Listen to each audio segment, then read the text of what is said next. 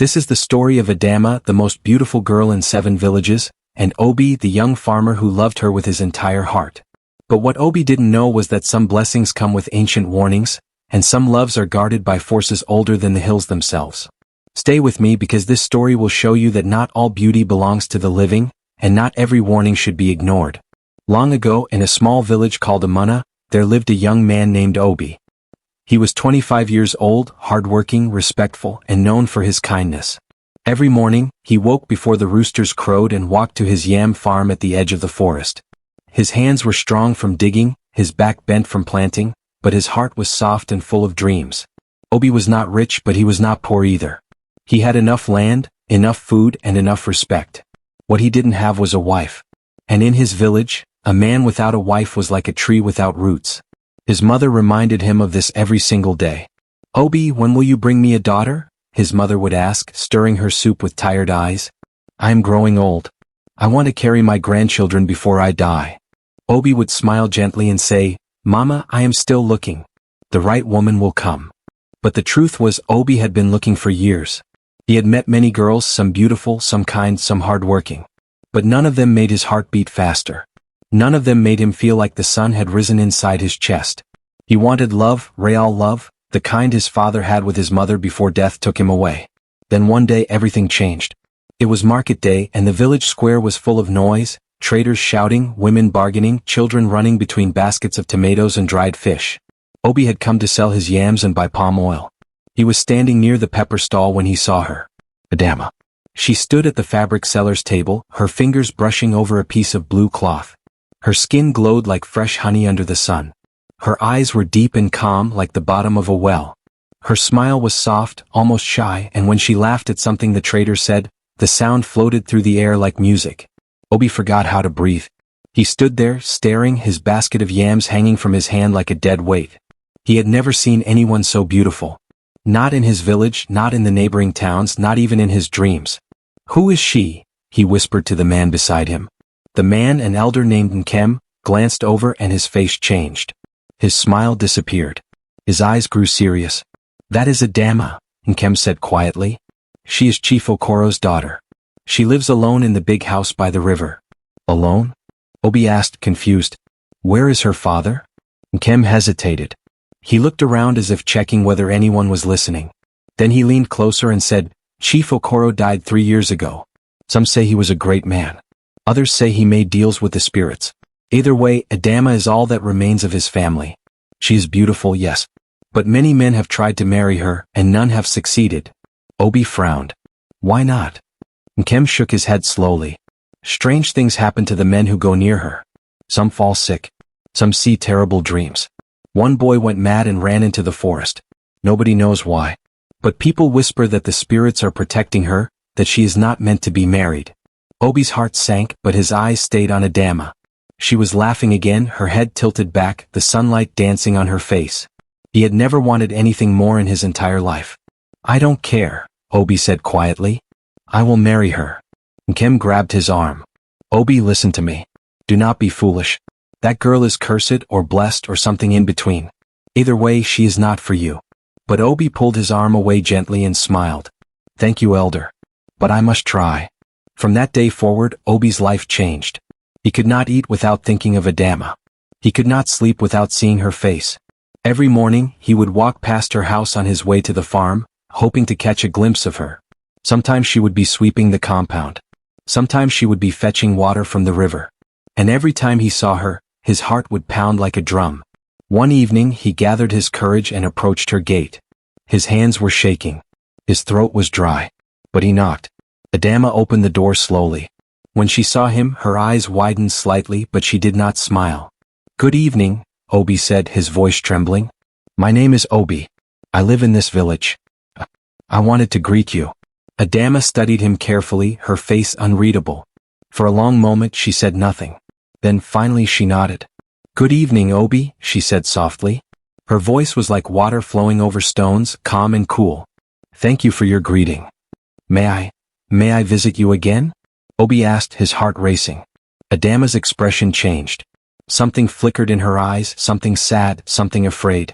She glanced over her shoulder as if checking whether someone was watching. Then she looked back at him. "You should not come here," she said quietly. "It is not safe." Obi blinked, confused. "Not safe? Why?" But Adama did not answer. She simply shook her head, stepped back inside and closed the door gently. Obi stood there for a long time, staring at the wooden door, his mind spinning. What did she mean? Why was it not safe? Was she trying to protect him? Or was she warning him? Despite her warning, Obi could not stay away. The next evening he returned. And the evening after that. Each time, Adama would open the door, speak a few words and send him away. But slowly her walls began to crack. She started to smile when she saw him. She started to ask him questions. "Where do you farm? Do you live with your mother? What do you dream about?" And Obi answered everything honestly. He told her about his yam farm, his quiet life, his mother's soup, his father's death. He told her about the stars he watched at night and the prayers he whispered before sleeping. He told her everything because he wanted her to know him, truly know him. One evening, after 2 weeks of visits, Adama finally let him sit on the bench outside her house. They talked for hours, their voices soft under the rising moon. For the first time, Obi felt peace, real peace, the kind that wraps around your soul like a warm blanket. But peace does not last long when spirits are watching. That night, after Obi left Adama's house and walked home through the dark path, he heard something strange. Footsteps behind him. Slow, deliberate, heavy. He turned around, but the path was empty. The wind was still. The trees were silent. He continued walking, faster now, his heart beginning to race. The footsteps came again, closer this time. He spun around, his breath catching in his throat. Nothing. But then he heard it, a voice, low and ancient, like the earth itself was speaking. "Leave her alone." Obi's blood turned cold. His legs trembled. He looked around wildly, but there was no one. Just darkness, thick and heavy, pressing against him from all sides. Who are you?" Obi stammered. Silence. Then the voice came again, louder this time, echoing through the trees. "She is not yours. She belongs to us. Leave her or you will suffer." Obi ran. He ran until his lungs burned and his legs gave out. He collapsed near his mother's house, gasping for air, his body shaking. His mother rushed out, her face filled with fear. "Obi, what happened? Why are you running like a madman?" Obi could barely speak. He told her everything, the voice, the footsteps, the warning. His mother's face went pale. She pulled him inside and locked the door. "I told you," she whispered harshly. "I told you to stay away from that girl. Everyone knows she is protected by the spirits. Her father made a pact before he died. She is not meant for any man." "But Mama," Obi said desperately, "I love her." His mother slapped him. Not hard but enough to shock him. Tears filled her eyes. "Love will not save you from the spirits, my son. Love will only kill you." But Obi's heart was too stubborn to listen. The next day, instead of going to his farm, Obi went to see the village elder, Nkem. He found him sitting under a large mango tree, chewing cola nut and staring at the sky.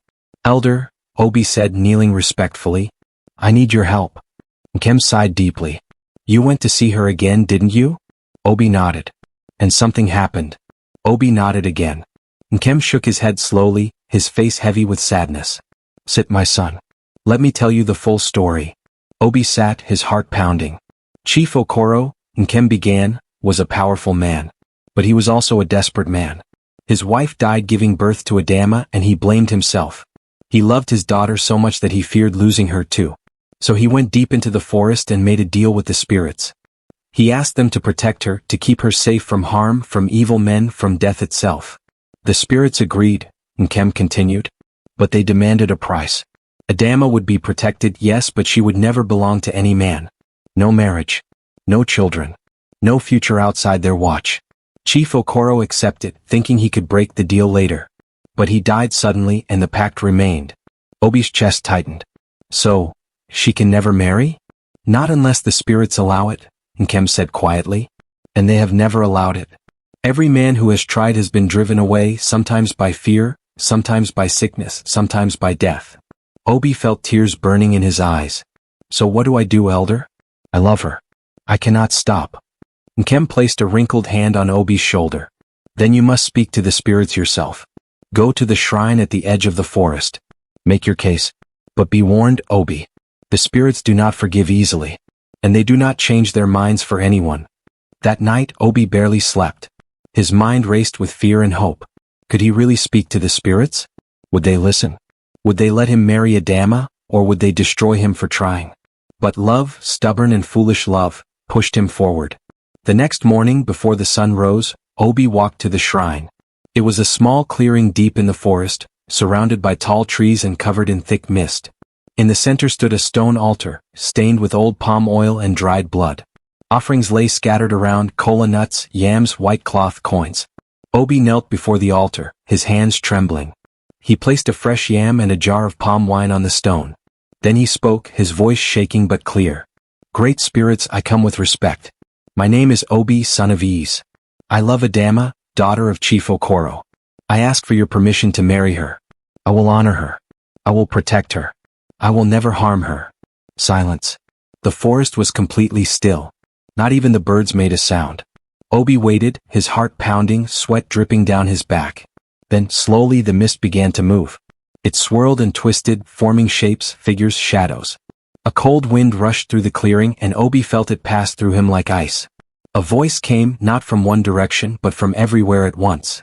It was deep, ancient, and terrifying. You dare ask for what is ours? Obi's voice cracked. She is not yours. She is human. She deserves to live freely. The spirits laughed, a sound like thunder rolling across the sky. Her father gave her to us. She belongs to us. You are nothing. Leave now or we will take you instead. Obi's body shook but he did not move. He stayed kneeling, his eyes closed, his fists clenched. Then take me, he said quietly. But let her go. The laughter stopped. The wind died. The mist froze in place. For a long moment nothing happened. Then the voice came again, quieter this time, almost curious. You would trade your life for hers? Yes, Obi said without hesitation. Another long silence. We will consider your offer. But first you must prove your love. You will face 3 tests. If you pass, we will release her. If you fail, you will die and she will remain ours forever. Obi's heart raced. I accept. Then return here tomorrow at sunrise. Do not be late. And do not tell anyone, not even her. The mist dissolved. The wind returned. The birds began to sing again. Obi stood slowly, his legs weak, his mind spinning. He had just made a deal with the spirits. There was no turning back now. That evening, Obi visited Adama one last time before the test. She opened the door with a smile, but when she saw his face, her smile faded. Obi, what is wrong? You look pale. He forced a smile. I am fine. I wanted to see you. They sat together outside her house, watching the sun sink below the hills. Adama spoke softly about her day, about the garden she was planting, about the birds that visited her window. But Obi barely heard her. His mind was far away, thinking about tomorrow, about the spirits, about what he had promised. Obi, Adama said suddenly, her voice serious. You have been visiting me for weeks now. But I need to tell you something. Obi looked at her, his chest tight. I am not free, she said quietly. My father, he made a promise before he died. I am bound to the spirits. I cannot marry. I cannot leave. I cannot be yours. Obi reached out and took her hand.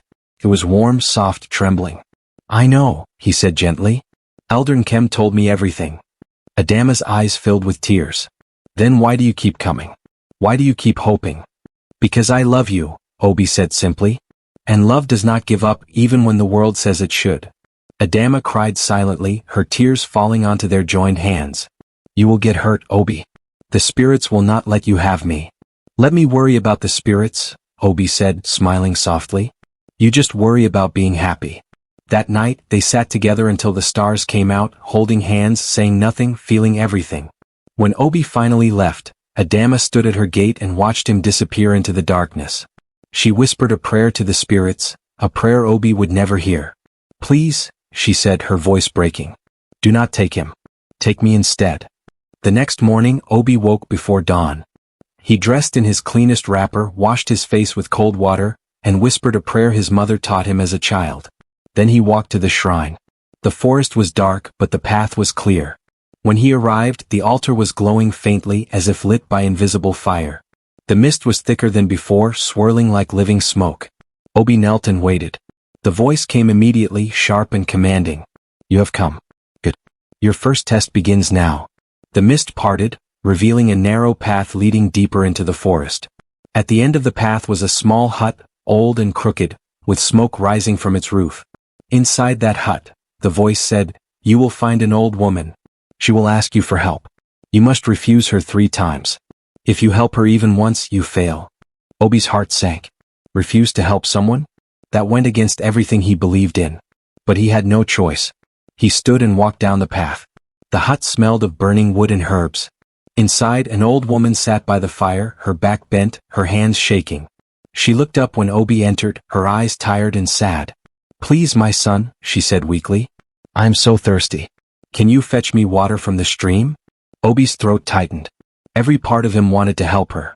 But he remembered the spirit's warning. "I cannot," he said quietly. The old woman's face crumpled. "Please. I am dying." "I cannot," Obi repeated, his voice shaking. She reached out a trembling hand. "Just 1 cup. Please." Obi closed his eyes. "I cannot." The old woman stared at him for a long moment. Then slowly she smiled. Her body straightened. Her eyes cleared. She was no longer weak. "You have passed the first test," she said, her voice no longer frail but strong and clear.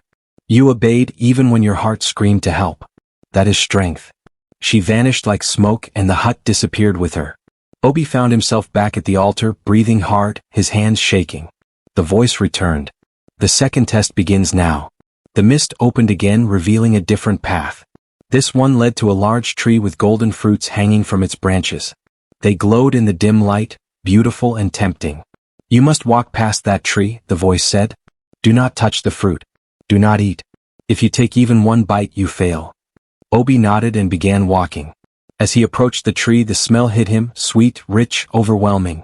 His stomach growled. His mouth watered. The fruit seemed to call to him, whispering, "Take me. Eat me. You are hungry. You deserve this." Obi's hand reached out on its own, drawn to the glowing fruit. His fingers brushed the skin, warm and soft. His mouth opened. He was about to bite when he heard a voice, Adama's voice, soft and gentle in his memory. "You will get hurt, Obi." He stopped. His hand dropped. He stepped back, his chest heaving. "No," he said aloud. "I will not take what is not mine." He turned and walked away from the tree, his legs trembling, his willpower hanging by a thread. When he reached the other side, the tree vanished and he was back at the altar again. The voice spoke, and this time it sounded almost impressed. "You have passed the second test. You resisted temptation. That is wisdom. Now the final test." Obi's heart pounded. He was exhausted, drained, barely holding on. But he had come this far. He could not stop now. The mist opened one last time, revealing a deep pit in the ground. Inside the pit was Adama, chained to the earth, her eyes wide with fear. "Obi," she screamed. "Help me. Please." Obi's heart shattered. He ran to the edge of the pit, his hands reaching for her. "You must jump," the voice said coldly. "You must save her. But if you jump, you will never leave. You will take her place and she will be free." Obi froze. His mind raced. Was this real? Was it a trick? Would jumping actually save her, or would it just trap them both? Adama cried out again, her voice breaking. "Obi, please. Do not leave me." Obi looked into her eyes. He saw fear. He saw pain. He saw love. And he made his choice. He jumped. The moment his feet left the ground, the world exploded into light. He felt himself falling, spinning, dissolving. Then everything went black. When Obi opened his eyes, he was lying on the ground near the altar. The sun was rising. The mist was gone. And standing above him was not the spirits, but Adama herself, real and solid and free. She knelt beside him, tears streaming down her face. "You did it," she whispered. "You passed all 3 tests." Obi sat up slowly, his body aching. How are you here?" "The spirits released me," she said, her voice shaking with joy. "They said you proved your love. You obeyed when it hurt. You resisted when you were weak. And you sacrificed yourself when it mattered most. They have never seen a love like yours." Obi's chest swelled. He reached out and touched her face, making sure she was real. "So, we can be together?" Adama nodded, smiling through her tears. "Yes, we are free."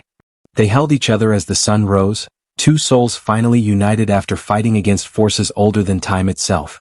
Obi and Adama returned to the village together, hand in hand. When the people saw them, they gasped. Some whispered. Some crossed themselves. But no one dared speak against them. The spirits had made their decision, and no one questioned the spirits.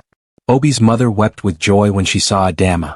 She embraced her like a daughter she had always prayed for. Elder Nkem smiled knowingly and said, "The spirits respect courage. You have earned this, my son." Within a month, Obi and Adama were married in a grand ceremony. The entire village came to witness. There was music, dancing, food, and laughter.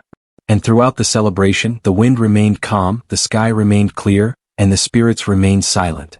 It was their blessing. Obi and Adama built a life together, farming the land, raising children, and growing old side by side. And every year, on the anniversary of their union, they returned to the shrine to give thanks. But they were not the only ones who remembered that story. The village elders told it to their children, who told it to their own. The story of the young farmer who challenged the spirits and won, not through power but through love. And the story carried a lesson that echoed through generations. That true love is not about possession. It is not about control. It is about sacrifice. It is about choosing someone even when the cost is everything. It is about standing firm when the world tells you to run. Obi's love was tested by forces beyond human understanding, and he passed because his heart was pure. He did not love Adama because she was beautiful. He loved her because she was her, and that kind of love cannot be broken by spirits, curses, or time. And so their story became legend. A reminder that love, real love, is the strongest force in the universe. And now, my dear friends, I ask you this question. If you were Obi, would you have jumped into the pit? Would you have risked everything for love? Or would fear have held you back? Tell me in the comments. I want to hear your heart speak. And remember, wherever you are in this world, love is watching you.